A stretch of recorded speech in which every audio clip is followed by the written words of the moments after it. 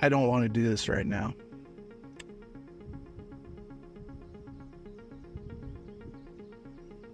And it's really weird because it's something I love to do and I used to do a lot of, but I've had so much happen in life over the last year that I'm not very motivated to do something that I love to do.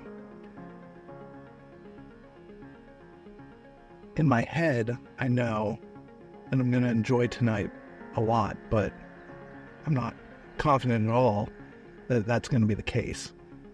So I'm going camping tonight, and it's primitive camping. So I'm hiking into the woods for a couple of miles, and then going to set up camp and hopefully enjoy the night. But I wanted to take you guys along for the ride because it's kind of different from my other videos.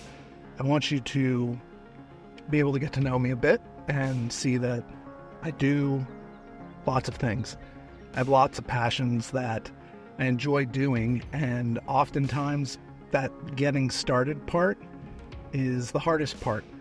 I told my wife before I left the house tonight that I didn't want to go, but I decided to drive for an hour to a state forest here in Pennsylvania, and I'm gonna go for a hike, and I'm gonna camp, and I'm hopefully going to have a good time. I'm fairly confident that I will, but right now, in this moment, I don't want to do this.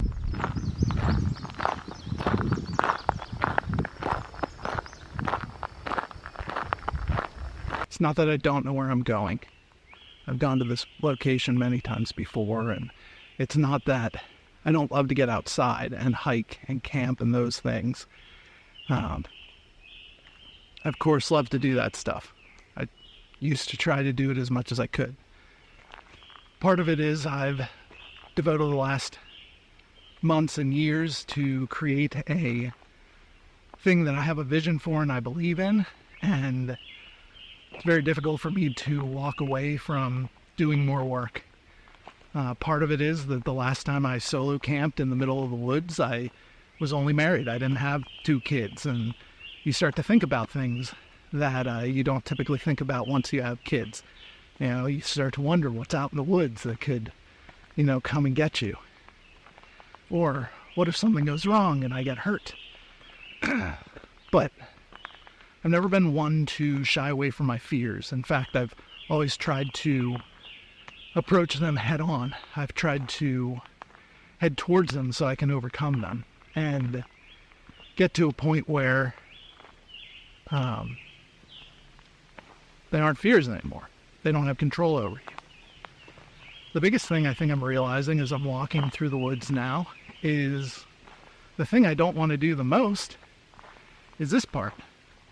I never set out to be an influencer. I don't want name recognition. I don't want people to know who I am and see me on the street and think, oh, there's Ryan. He's the guy who owns that app.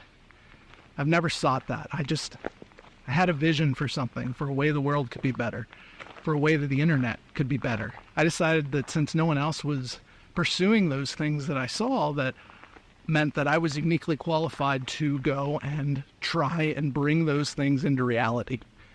But if I was being honest, I don't want to be holding a camera on a selfie stick, having to dig a light out of a bag because I lost daylight so that I can film a video about what I'm going through. I'd rather just be out here thinking about things, enjoying some time by myself. I don't necessarily want to put everything online, and I don't, but I do think it's important for you to understand the vision of Nyched, to know the reality of what I go through. I mean, Nyched is all about getting out and doing what you love. So that's part of it too. I feel like I haven't done that. I haven't been true to my vision lately. And I needed to take some time to get out and do that. Not just make a bullet point list of things that I think I need to talk about the app, and then get that into a video, and then get those into shorts, and get them onto TikTok, and get them everywhere they need to go. So hopefully this content is valuable to you too. And hopefully it encourages you to maybe attack your fears of certain things and to get out and do something that you love instead of just consuming those things online. I think we all feel the stress of, man, I want to see something entertaining. And I like that topic, so then you get entertained by it, but then you just spent the time getting entertained by it instead of actually spending some time out doing that thing.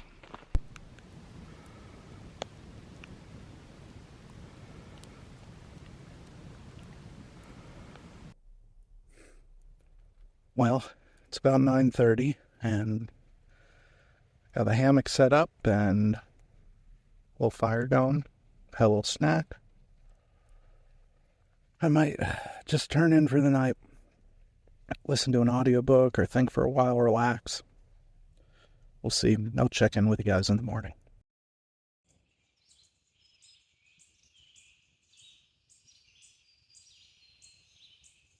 There's a point last night where I almost called it.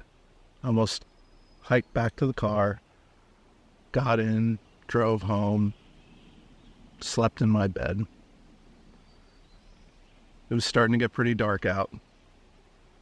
I hadn't found a good place to set up my hammock yet. And frankly, I was walking around in the dark and didn't really know which way to go. I didn't have a good sense of where I could go to set up. I had been to this area a couple of times before, but I could not find the spot I'd camped in the last time or the time before. But I knew my way back to the car, so that was familiar to me. And instead, I kept pressing on. I finally found a spot, started a small fire, and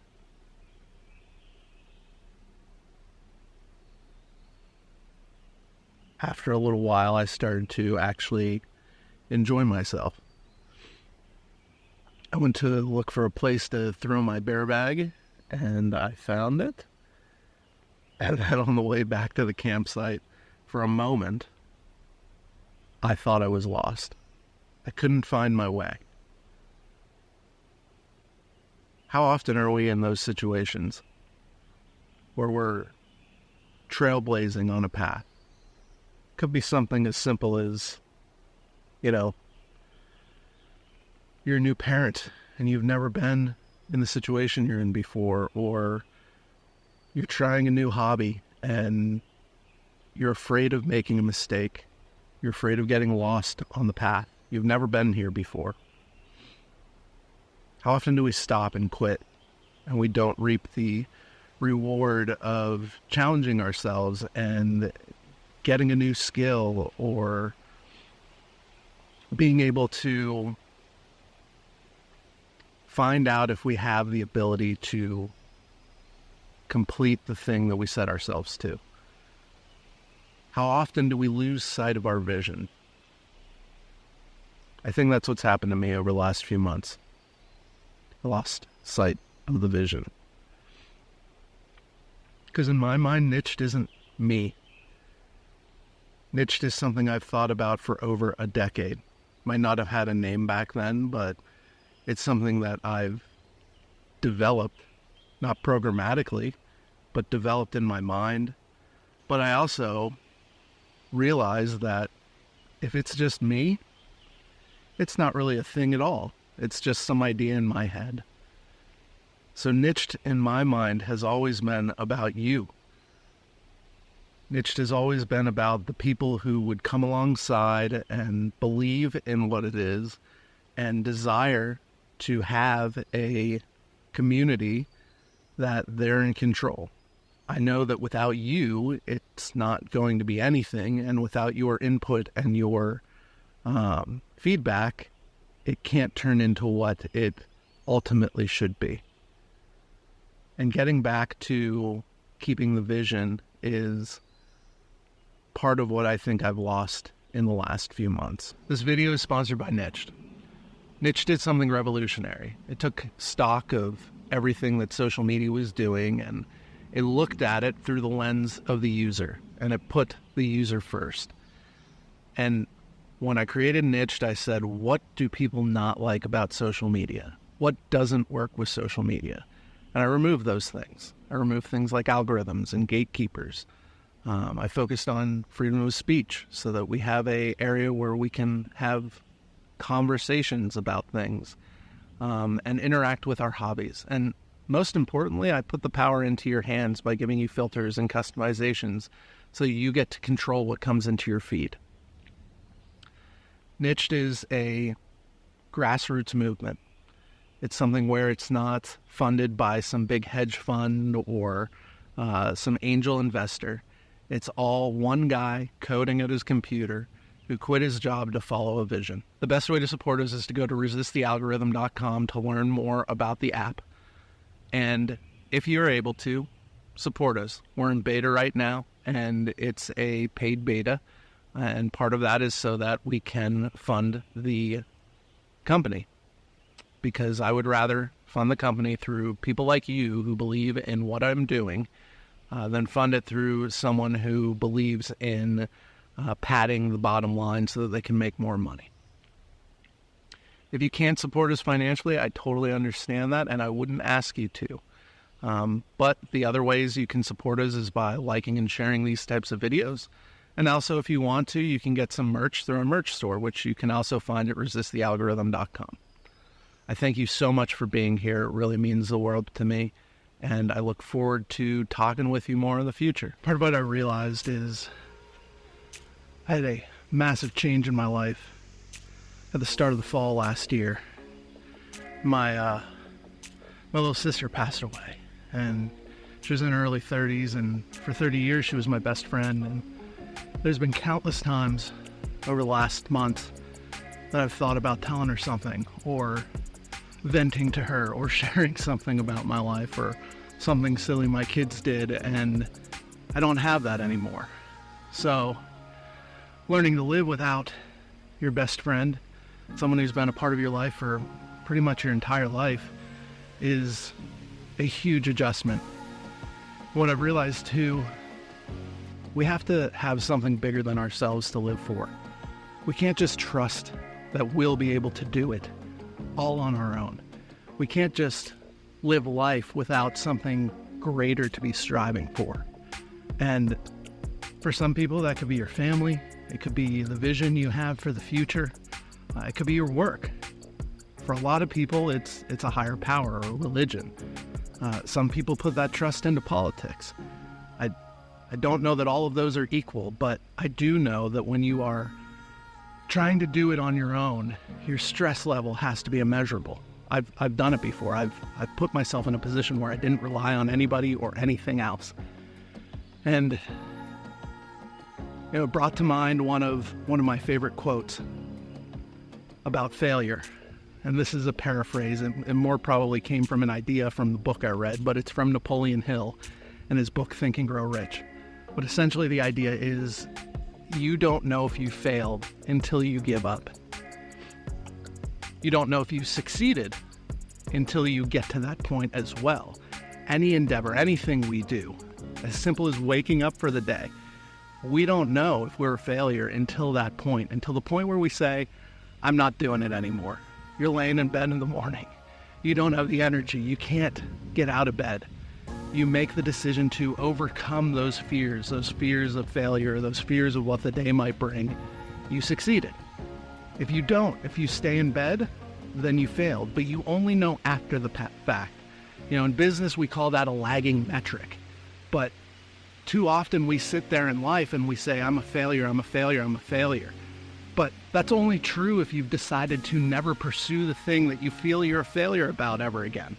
Now, sure, we all have innate abilities. We all have different levels of qualifications, and we all have different unique things about us that will either bring about success or be obstacles that we have to overcome and on the way to success. But you're not a failure unless you've decided to be. I made it. Not that I doubted that I'd be able to do the physical part, but it was more the mental obstacles that I was allowing to be put in my way. And, here I'm at the end, and I get to realize that I succeeded. And it's pretty cool walking up to my truck, even though it was something I've done hundreds of times before, completing some sort of event or adventure centered around one of my hobbies, there's a really great feeling about it. And I find myself sitting here thinking, what if I hadn't even come? What if I stayed at home when I told my wife I didn't want to go? What if last night when it was so dark out and I couldn't find a place to set up camp, I just decided to pack in and head back to the truck and go home? You know, there were a lot of other obstacles in the way. My pack was damaged because some mice or something got into it and I had to replace a zipper on it. And when I went to go look at my hiking shoes yesterday, I realized that there were holes in them because I had used them so much, and I had to go and get a new pair of shoes. I had to run some errands yesterday so I'd have food for the trip, and then I had to find all the stuff for my bag. And then I had to find all the gear that I needed as well to take with me. But what was the cost of not doing those things? I wouldn't have learned a lot of stuff. I wouldn't have been reminded of so many things. I wouldn't have been reminded that I get to determine my failure at the very least. And as long as I'm pressing forward, I might find some success. I wouldn't have remembered some of the lessons that I had learned being friends with my sister for so long. I wouldn't have realized that, being out in the woods alone by myself is one of the things I enjoy the most. It allows me to clear my head and figure things out. I wouldn't have overcome the obstacles that I had placed in the way. I wouldn't have broken down those barriers.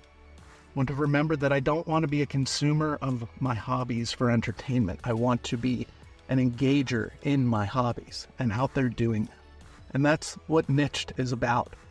It's about overcoming the fears that you have centered around hobbies and interests that you have. It's about getting out there and doing the things that you love to do. Nyched is the world's first human interaction platform, and it's totally within your control. To learn more, go to resistthealgorithm.com. If you like this video, give it a like. If you have thoughts on anything that I shared with you here today, please leave a comment down below. I'd love to talk to you and hear more about what you think. And if you want to see more of stuff like this, stay tuned because the next video is coming up right now.